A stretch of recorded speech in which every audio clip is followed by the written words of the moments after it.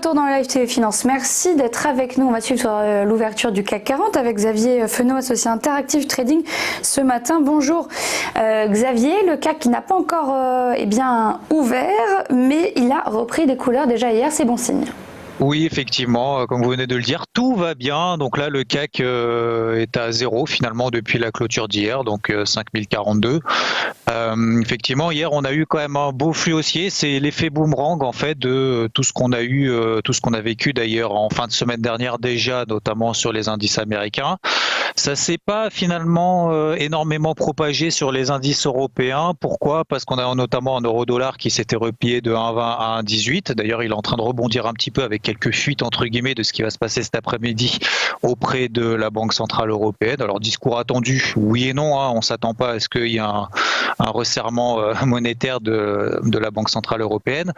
Donc, moi, j'avais une zone de résistance tout simplement sur les 5050 que je ne fais que vendre depuis maintenant plusieurs semaines et au moins depuis le début du mois d'août.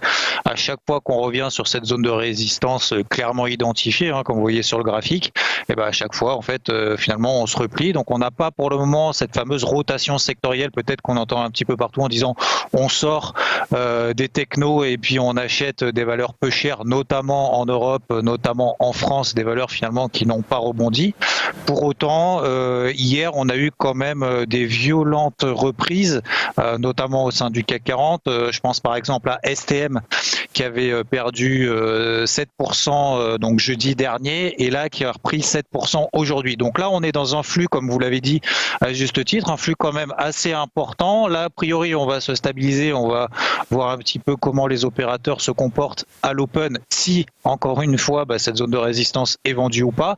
Me concernant, je ne vais pas rentrer contre ce flux pour cette fois. Pourquoi? Tout simplement parce que si vous regardez sur le graphique, on a ces plus bas de plus en plus haut. Toutes ces mèches qu'on a finalement depuis à peu près le 21 août, on a une première mèche, une deuxième, une troisième, et on voit en fait que les plus bas sont de plus en plus hauts. Ça veut dire que les acheteurs reviennent plus rapidement sur le marché avant les plus bas précédents. Donc ça montre quand même une certaine pression acheteuse.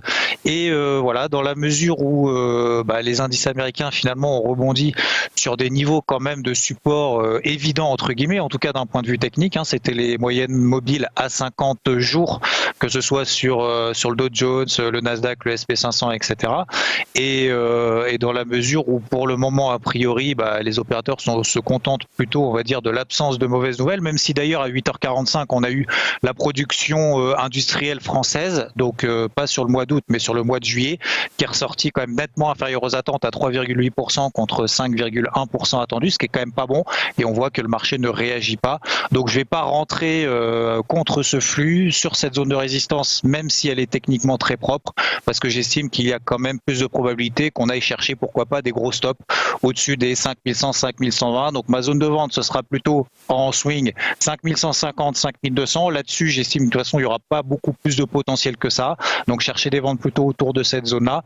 Et en intraday, en fonction de l'open, alors pour le moment, elle est plutôt stable puisque le CAC est à plus 0,02%, donc il ne se passe pas grand-chose. Si jamais on a une accélération haussière avant la BCE ou après la BCE au-dessus de cette zone des 5065, je n'entrerai pas contre ce flux et au contraire, on essayera de l'accompagner du mieux possible dans une logique intraday sans beaucoup d'ambition. Merci beaucoup Xavier Fenot. Dans un instant, dans ce live TV Finance, à suivre les Market Movers.